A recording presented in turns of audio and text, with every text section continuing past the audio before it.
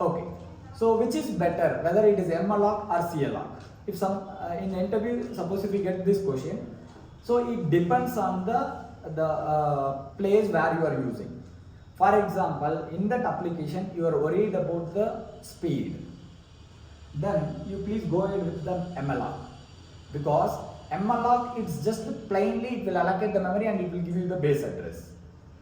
But calloc, it will allocate the memory as well as like it will initialize with the zeros and then it will give the base address. So compare with the malloc and calloc, the calloc is bit slower with respect to the speed.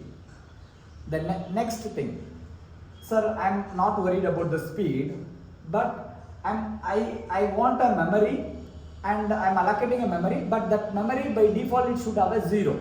You are expecting that. Then what you can do is you can use a calloc.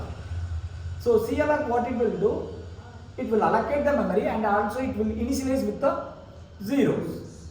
Whereas like you will not in the malloc it will have a garbage.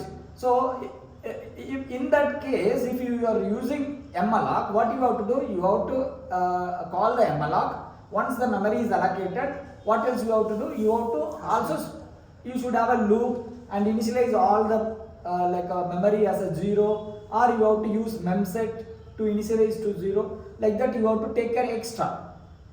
That job is done by the calloc itself. So now the clear point here is like which is better, malloc or calloc? It is depends on the user, depends on the place where you are using it.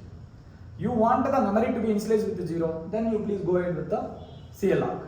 You want like the speed, you are worried about the speed, then you please go ahead with the malloc. That's all.